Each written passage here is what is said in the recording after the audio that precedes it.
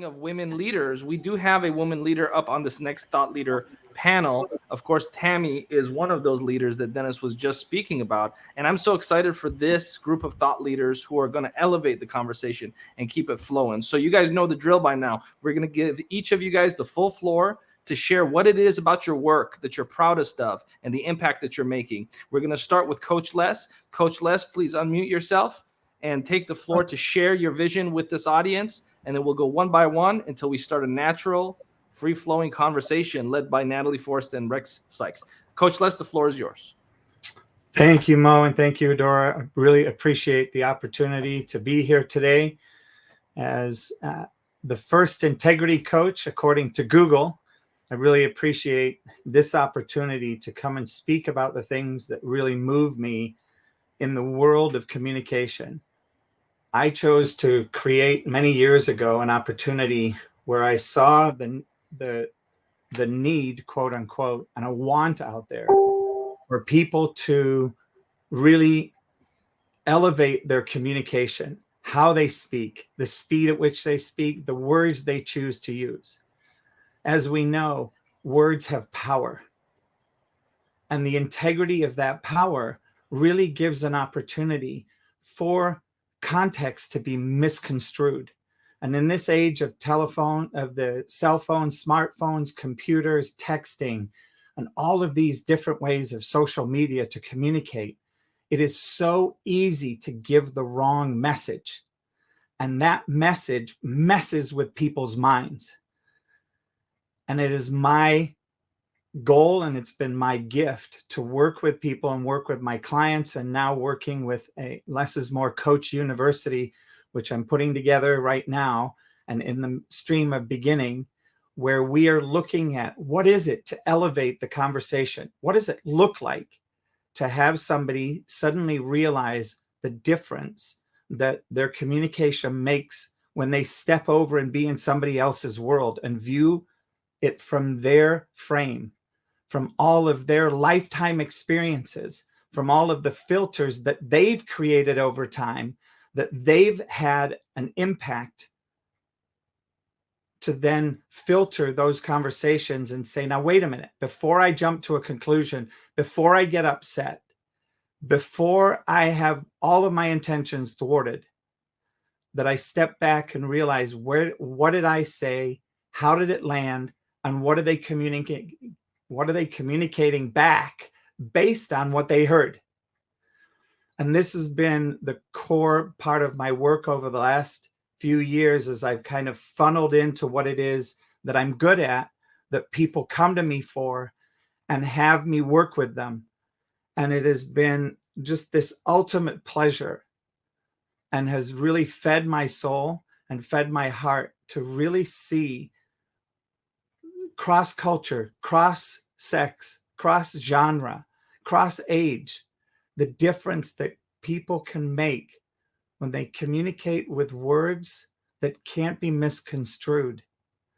I mean, my favorite one that will get all the audience buzzing is when people say, I love you, and the next word out of their mouth is but. We don't even hear the I love you. We're waiting for what it is that they're about to say next that's going to have to either change or be made different so they can really love me. So thank you Mo. Thank you for this opportunity for me to step in and share the work that I'm up to. I really appreciate it. Coach Les, thank you for that. And speaking of women leaders, as Dennis Waitley alluded to, Tami, please take the floor and share with our audience what it is about your work that you're proudest of. Thank you, Mo. I think, what I'm proudest of is just being able to support others in their journey, support others and helping them see that vision that they want for themselves. Once they make that decision, helping them through that path of getting there. And, I started off as a leadership coach. And so being a thought leader was definitely one of those things that was in my mind. I had been in corporate for 20 some years, had worked my way up. And I realized the farther up I got, that the politics were not exactly what I wanted. It wasn't exactly where I wanted to be. I loved my team. I loved what I did, but I saw so many leaders that just didn't have the integrity when you saw behind the scenes. And so I wanted to be able to help others be that better leader, be the person that helps them step out And as I started out coaching, I had people coming to me saying, how did you make it happen? How'd you go from being a VP in a Fortune 100 company to having your own business and being successful? And it was, I had a coach come to me and say, okay, it's wake up. People are asking you to be their business coach. And that's when I kind of switched over and started helping people to be able to make that transition, to go from employees to entrepreneurs, to be able to step out and do that thing that they feel they're called to do. And I love what Dennis was saying just before this about never giving up, making that decision of what it is you want, seeing that vision for yourself of where you want to go. And that's what I'm most proud of, is when I can see my clients and things that I've been working for not giving up and getting to that place of where they want to be. I call them the OMG moments. The, oh my goodness, I'm about to do what? Right? Those moments that you're a little bit afraid of and excite you at the same time. I've had lots of those moments in my life. Writing my book was definitely one of those moments, getting paid to speak on a stage for the first time, being here with all these amazing speakers and being asked to come and speak amongst the greatest is definitely an OMG moment for me. We all have different things in our lives that we want to create. Those moments that we're like, oh, if I could just do this, that would be so amazing. Now it takes the decision to actually make it happen. It takes the clarity of how you're going to get there, the courage to step out and do it, as Bob was talking about earlier this morning, about that courage that you need to step out and make it happen. But that consistency is what circles it all, I say. And I share in my book, it's the circle of consistency that really gets the ball, the momentum going, the never giving up. And so, I am so excited to be here and to share and to see. I mean, I've been listening for the last 2 days, sitting back here, and tears rolling down as I saw Les, or not Les, but Les was amazing as well. But when I saw, Dr. Joe Vitale come in, and he was just so moved, and then my tears started coming. Those are the winning moments, when we are humbled by what we do, when we can serve in a way that is in service to others. And so with that, I'll turn it back over to you, Mo. I appreciate being here. I love the thought leaders in the room and being amongst them. Thank you so much, Tami. And let's give the floor to Jonathan. And I'm going to bow out. And when Jonathan is done speaking, Natalie and Rex will lead the way. Jonathan, please, the floor is yours. Thank you. Yeah, it's great to be here. So I guess the most important thing about what I do here on this planet, I mean, I've got these events that I do. Like I used to do it live and in person, but now once COVID hit, we took it online. But just watching the transformation that can even happen online, I didn't think the miracles could occur so well. But I mean, we've healed everything from cancer to COVID, people coming in suicidal and they've become fully inspired. Anxiety, depression, all those things can just melt away. And how we do this is by making the journey from the head to the heart. I say life is an 18-inch journey from the head to the heart, from the mind through the emotions to the heart. Also call it slavery to freedom, Egypt to the promised land. And as we make that journey, we find out who and why we are. We become sustainable from the inside out. And once we wake up to that, who we are, it helps us understand that we're not consumers. We're indoctrinated and domesticated to think that we're consumers, but we're not consumers. We're creators, created to create in the likeness and image of God. So as we wake up to that, then we understand that we're not here to get anything from this world, because we're whole and complete already. So we're not here to get anything. We're here to bring something into it, to bring our gifts into it. So we're literally here to bring heaven to earth and earth to heaven. So I'm facilitating and participating in what I call the great remembering. So the great remembering, I liked when Dennis was talking about remembering so much. The Olympic athlete, they're not trying to win. They're just remembering something they've already done. So we're actually just remembering what we've already done. But I also call it the great remembering, because we're just remembering that we're all one. Everything is perfect. Love is the only thing that exists. It always has been and always will be. And there's nothing anybody can do about that. So we're just awakening to that. So thank you all for letting me participate in this. Ooh, awesome. Rex, you unmuted yourself. You want to take it first? Oh, sure. I would make the argument along with Dennis that we're remembering, but we're not consciously remembering. The conscious part of it is the intent. The subconscious part, the God part, the universe part, is the actual remembering. That's what's being carried out. So they're not sitting there trying to remember anything. They just said, this is what I do, and it acts. So this is a wonderful thing that I wanted to piggyback on what you said, Jonathan. I want to go first to Tami, though, because we're talking about energy and creation. Tami, you say that you're an energy shifter. So how important is energy within each of us, and how do people shift their energy? How can they do it on their own so that they are more positive or productive or live a more fulfilled life? Thanks for that question, Rex. It's an awesome question. I love it because I do call myself an energy shifter. I do energy work as well as I'm a huge strategist. So I love to bring the two together and say, okay, what is it that's stopping you? What are those, Bob calls them the paradigms, the patterns in our lives that are stopping us from getting to where we want to go? And we have to create those new patterns. We have to create that new life for ourselves if we really want to get there. So how do you shift that energy? How do you take what you've grown up with for so many years and transition that into something that can now lead you to the place you want to go? So there's a few different ways. I'll give a few quick tips here. One, I'll share with you, I'm doing a gratitude challenge this month. And that is something that I truly believe, like creating that consistent habit of having gratitude every single day, finding something positive amongst the negative, right? Of what is happening. And when you can shift that, when you can create this pattern, it's why we're doing it for 30 days, like every day, writing down 5 things that you are grateful for. They cannot be the same. So by the end of the month, you've got 150 things. So by the time we get to Thanksgiving, you all will be so thankful, the people in this challenge. And it shifts. And we're only in week 1. This is day 7. And so we're just getting started and seeing what people are coming back with, seeing the shifts that they're already making just from staying in the state of gratitude. So I think that's one way that anyone can easily shift their energy. I have little energy tips that I do throughout. So even before coming on here, I do little things. I call one of them the brush off. So when you're in a place where you're with people or you want to kind of clear some energy before you go into a new situation, I do the brush off. And it's literally just like, how when you get lint from your white napkin on your pants, you're like brushing it away. That's what you're doing. And just literally going throughout your entire body and brushing it off. And that can shift your energy. It lets go of what you're holding on to and allows you to bring new energy into your space. And so there's little things you can do that can make a big difference in your life to help you move through that.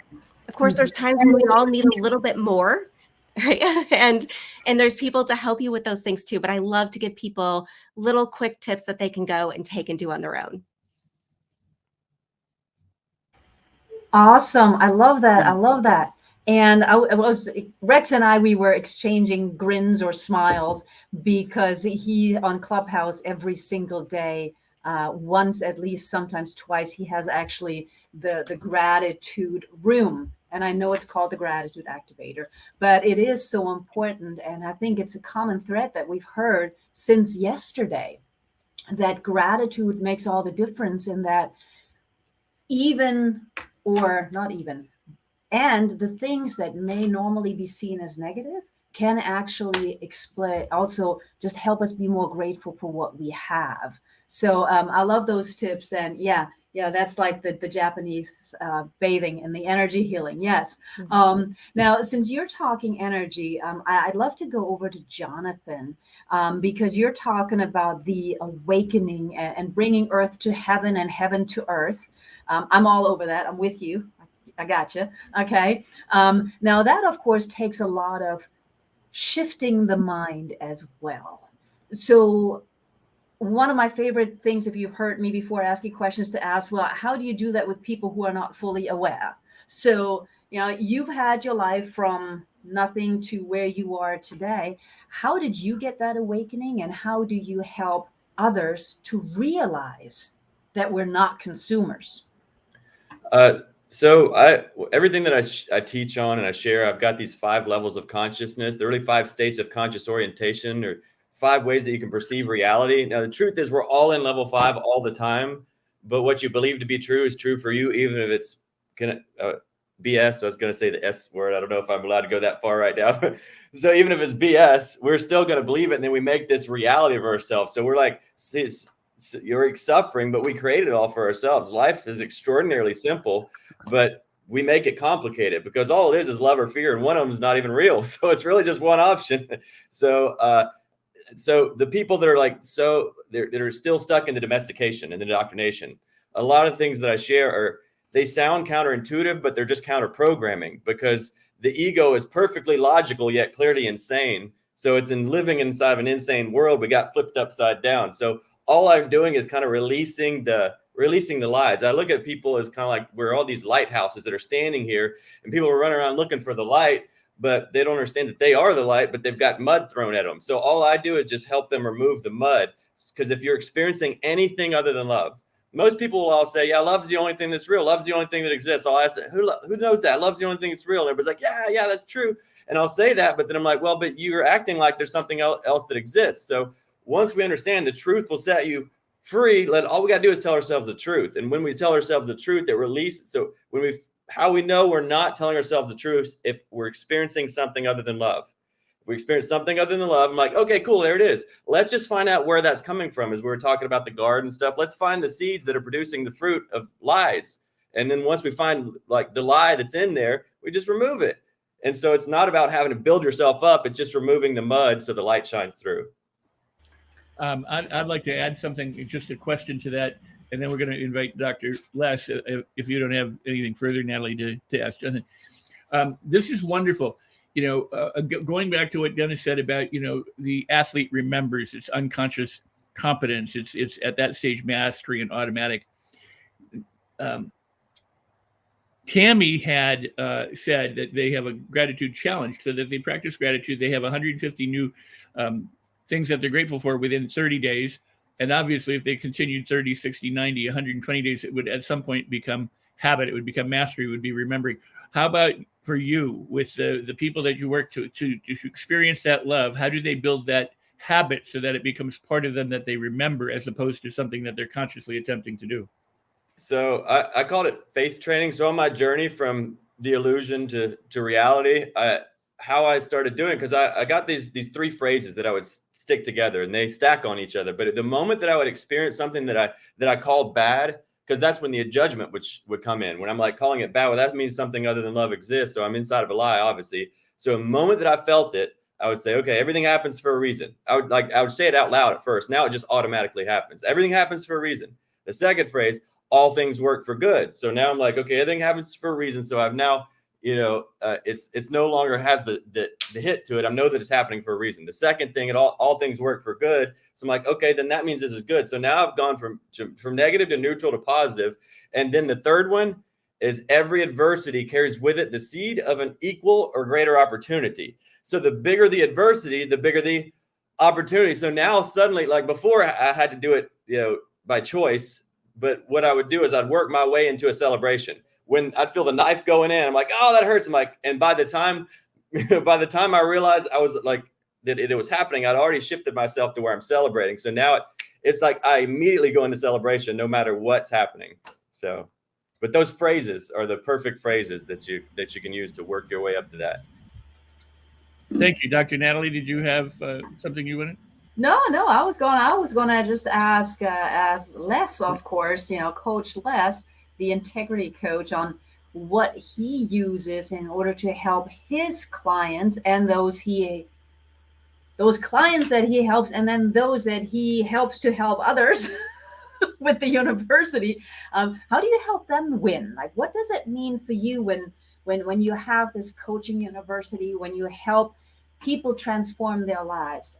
How do you do it? Because we've got two examples right now. And how do you do it, and how do you win with and for them? You're on mute as well. I love it. Today, everybody's on mute. It's a safety precaution. I know. In case I drop something or move something. Definitely protection.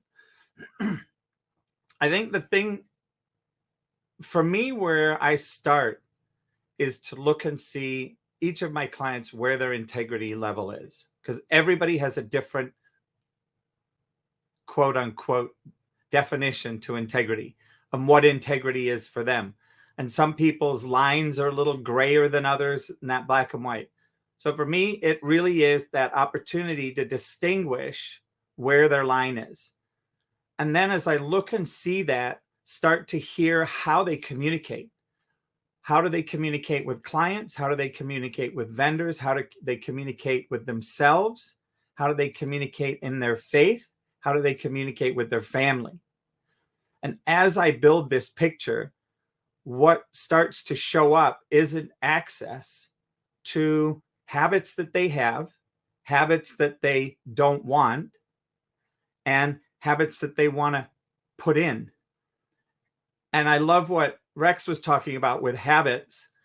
I've been reading the book Atomic Habits recently, as well as the Psychology of Winning. And I actually looked at the old Psychology of Winning, which was kind of fun. And inside of the habits, I've created this thing called habit stacking.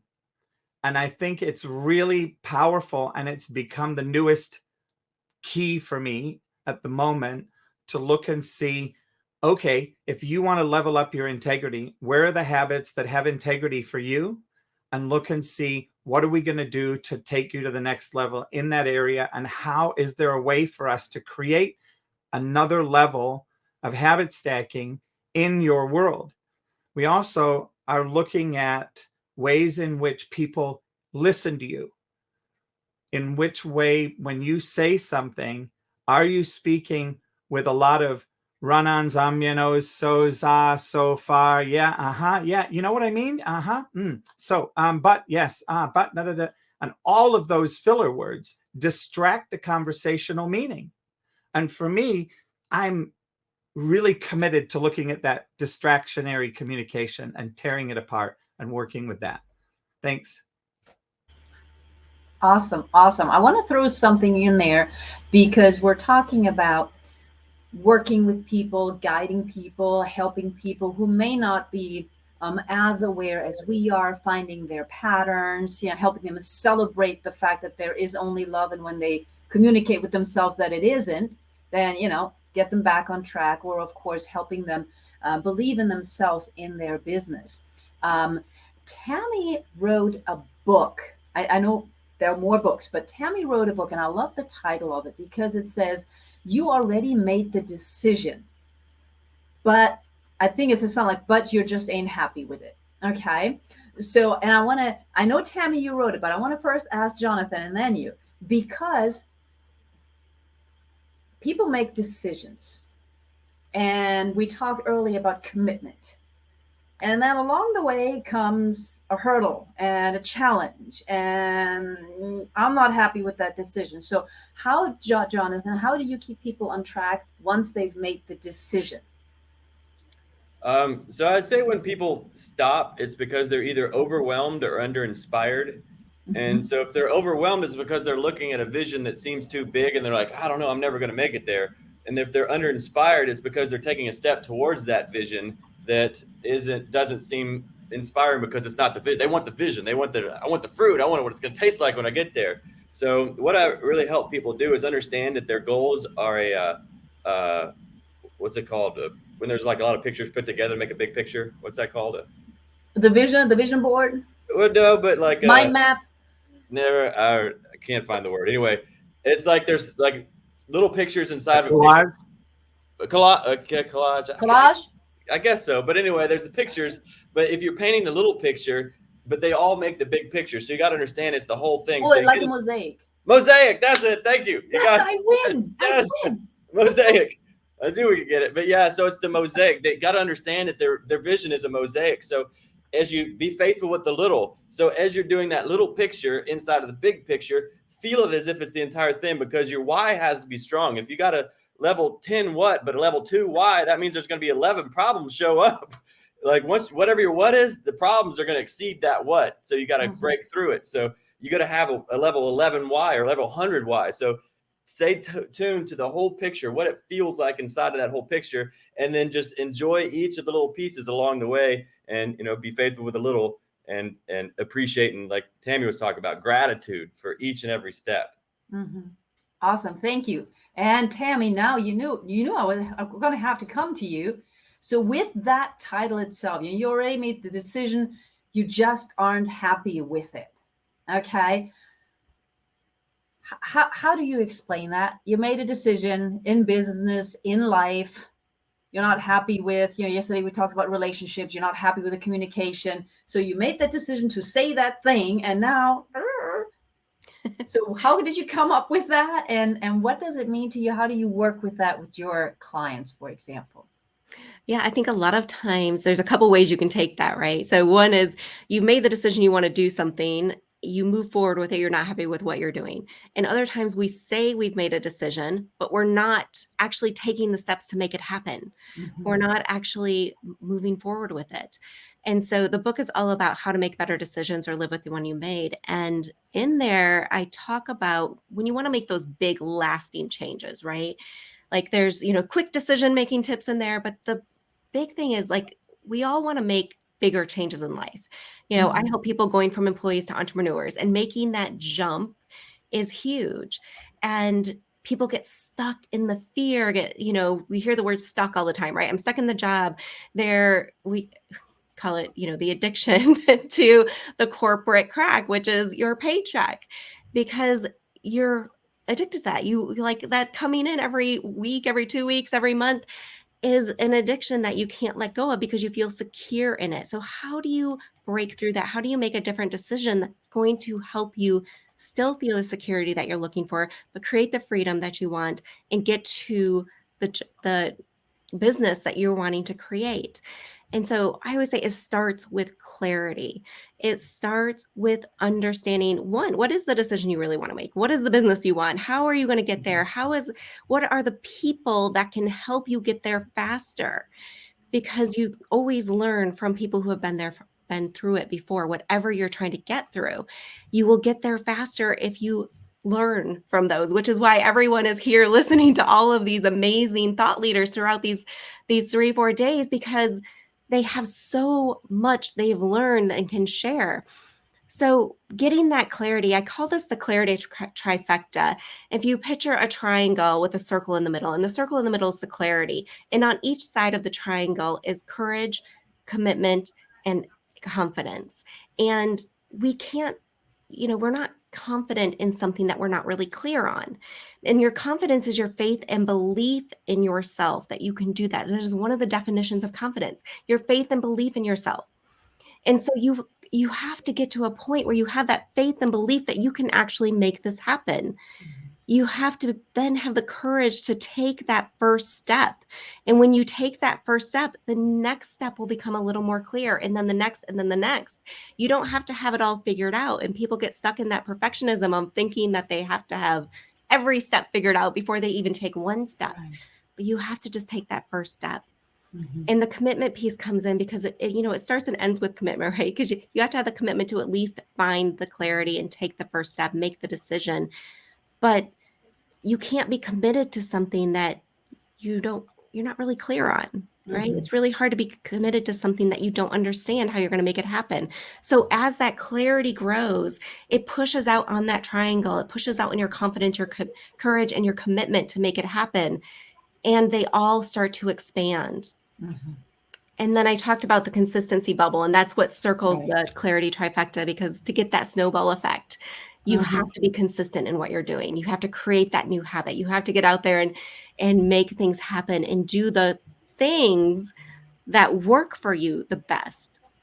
So that's what I talk about in the book, and the clarity trifecta, and how you can step into the decision, be happy with the decisions you're making, and how you get past that point of feeling like it's not going to happen, so you can create those OMG moments you want in your life. Awesome. Thank you. And I'm going to throw this one over, because I know he'll catch it. Coach Les, he's called Coach. I'm going to throw this over to Coach Les, and I'm going to add a twist to it. You've seen that I like doing that. So the twist for you, Coach Les, is that if we're learning how to live with a decision, is there a right and a wrong? Is there a win or a lose decision that we can make, in your opinion? Well, it's interesting that you would say that, because for me, in the world of integrity that I live in, there's no right or wrong. There's no blame, shame. That whole game for me is all that does is bring emotion into it. And with emotion comes clouds, emotion clouding our judgment, clouding our thought process, getting in the way. For me, one of the things I look at is a bicycle wheel with spokes, and life is the bicycle wheel. And each of the things that you're looking at are a spoke. And does that spoke have workability or not? And as we look at that, a spoke doesn't have any emotion. When we go to work with that client, I've removed emotion from the equation.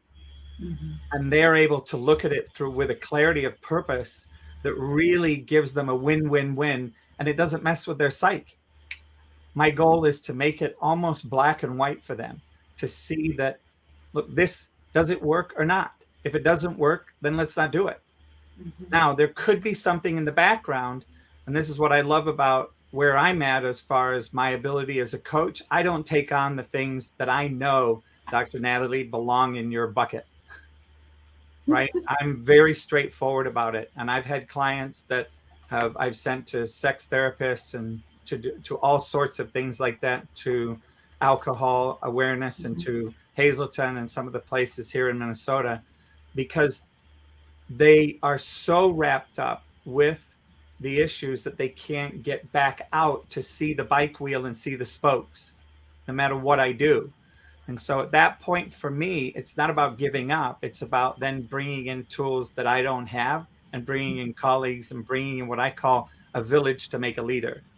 Mm-hmm. I have no issues with bringing in an accountant or a tax preparer or somebody that is very, very qualified. See if I can see, and just like for me, I've got a really good friend that's not quite at Rex's level, but is definitely our master and lives in Las Vegas around neuro-linguistic programming. And she's been teaching it for over 30 years or 20 years. It's been a couple decades, I think. And when I run out of my little tool bucket, which is about this big of knowing neuro-linguistic programming from the course that I've taken, I invite her into a conversation, and we have a really great relationship. So it doesn't cost me anything. Because collaboration is the best, right? It really is, to be able to have people, because then we collaborate back and forth. And I love that win-win. And I like taking the emotion out, and I give that emotion piece to other people to work with, and then get them back and go back to the wheel of integrity. Mm-hmm. Appreciate it. Awesome.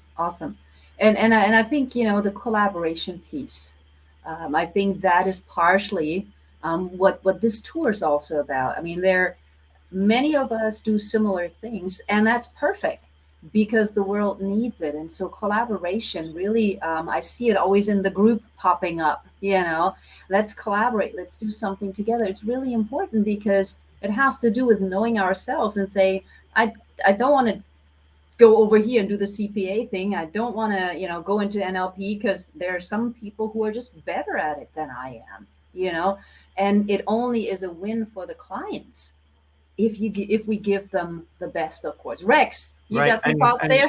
Dr. Natalie, before you go, Rex, a final point on that for me is, I know enough to be dangerous. And I think at this point, I know enough to know that will make a difference for my client. And that's why I've learned it. So it's really, I've learned that salt would make a difference with my food. Now I'm going to hand that person to Rex, who's got 50 types of salt in front of him. Awesome. Rex, you've got the salt. I have the salt. That's awesome. I love it. I'm great with seasoning.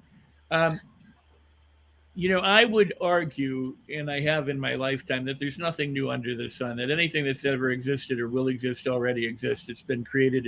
It's done. It's perfect. The difference is that we have the Tower of Babel. We all speak different languages, and we all express it in different ways. And that's all needed in the same way that the variety of plants are needed on the planet. They serve different functions, but they serve to keep the planet alive. So overall, the people that we meet and we greet, the people who we work with, collaborate, or even the ones that we don't, are all in some way doing good work and if we can unite and come together in one place, that's fantastic. But we often are doing the same thing. We just describe it differently. And that's okay, because somebody might like Himalayan salt, somebody might like sea salt, somebody might like a different form of salt, garlic salt, for example.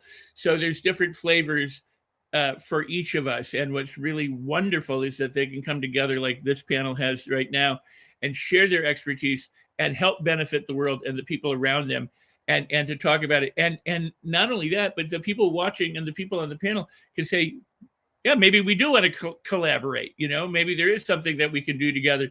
So that's awesome.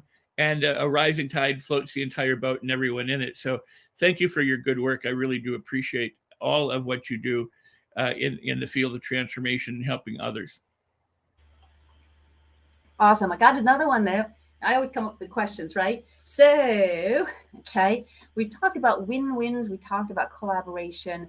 How did you, each of you individually, and I know you touched on this a little bit, but how did you really know your purpose? And what I mean by that is, again, Bob Proctor and Les Brown and Dennis and Dr. John Martini, they were talking about know what your purpose is, focus on it, move forward, find your goal step by step by step. So you all come from different backgrounds. Now you're all somehow coaches, mentors. How did you know that that was where you were going to be, or where you needed to be, and that is a win for you? Tami, I'm going to start with you because I can. All right. So for me, even when I was in corporate, I called myself a mentor manager. And it was, I got to that point in my career where I was looking at it and going, okay, I want to do something more. I want to do something bigger. I want to help more people. What is it? And it was through working with a coach and an energy healer, two separate people, that I was looking at that saying, I want to bring those two together. I want to bring coaching and energy healing together, help more people, and take that mentoring to the next level and coach people and helping them to find the lives that they want. And so for me, I think, in all of our lives, we have different purposes throughout our lives. I am not one who believes that we have one purpose in life and it's the only thing we're working towards. I believe that we all go through phases of our life where we have different purposes. I had a phase in my life where, my purpose was having my kids, and they're in another room here just listening. And it was so fun on the drive over to my office, hearing my 10-year-old. We were listening as, Dennis was talking earlier, and she's like, Mom, I think he is really a genius. He is really smart. And I was like, yes, honey, he is. And so I love taking that to the next generation as well.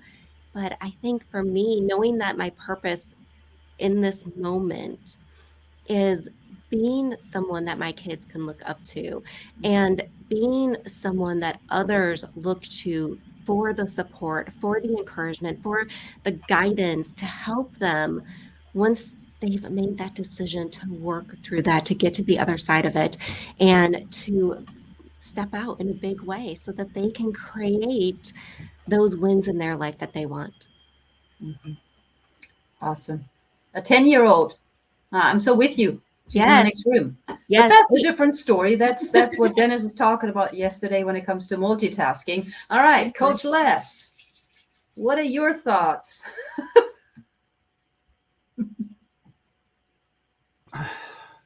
Well, I would say that I've had many, many jobs. I was a workaholic. I've been working since I was 11 years old, from door-to-door sales for lawn mowing, and worked in the kitchen in the restaurant business for 47 years, and done a lot in the world of jobs and getting to know. And throughout all of that, the common theme that seemed to crop up with me was being able to speak to anybody on an equal level, from customers to dishwashers to owners to cooks. And I always had the experience that people would come to me with issues and conversations, and this was happening and that was happening, and it rolled itself in. I was a sales manager for 20 years, selling wine and liquor, and of course we know what happens in bars, and we know what happens in restaurants and liquor stores. And it became a place for me where I found my groove. And then in 2019, I handed my business over to God and said, "You're going to be my CEO." And when that happened, my whole business shifted and things started to just fall into place. I started a 24-hour Bible study club on Clubhouse, and things just took off. And it has become a place where people come and support around communication. And it's been my gift. It's how I met Mo. It's how I met you. It's how I met Rex. And I haven't had the pleasure till today of Tami and Jonathan. And it's really made a tremendous difference. I found my jam. And I was lucky, coming from my background at Landmark Education years and years ago, which is now Landmark Worldwide, spending 10 years there and about 16,500 hours of training, to do a lot of coaching over, some of you might remember, freeconference.com. And Yes. so when Clubhouse showed up, it was like, wow, there's pictures and I can text. It was just this natural, like, boom. And all of a sudden I was doing live coaching and people are like, how do you do this? Well, I'm like, well, I've got 10 years of experience from 2003. And really, that's it. Just all roads led to here, Dr. Natalie. Thank you. Absolutely. Thank you, Les. And Jonathan, how did you know what your purpose was and how'd you get there? I mean, seriously. Yeah. So it was real a crazy estate and Yeah, it was a crazy journey. It was a wild ride home. And so our purpose is, all of us, we all share the same purpose. It's just we're walking each other home. So there's the inner purpose and the outer purpose. The inner purpose is wake up, and then the outer purpose is then, help the rest of us, the rest of yourself wake up. And so how I did it, again, I talk on the 5 levels of consciousness. There's 5 states of conscious orientation, but there was an awakening in each one. So awakening from level 1 to level 2 was where I actually had rear-ended a car at a stoplight when I was blackout drunk one night. So I was sitting in the jail and coming, back to my awareness. I'm like, what just happened? But as I started to realize that what I was doing was not working, but I was living a life with a belief that life was meaningless. So what was the point?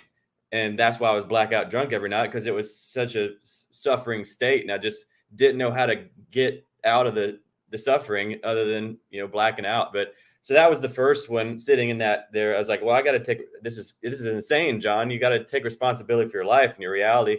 And so that was awakening to level 2, where then I started to set the goals. I'm going to go make everything happen. I built my big business, and then I'm going to build a family, and I'm going to make my family happy. Anybody ever, I was like, I think I heard it was, maybe Bob Proctor might've said it. I'm going to make you happy if it kills me. And I almost died. Right?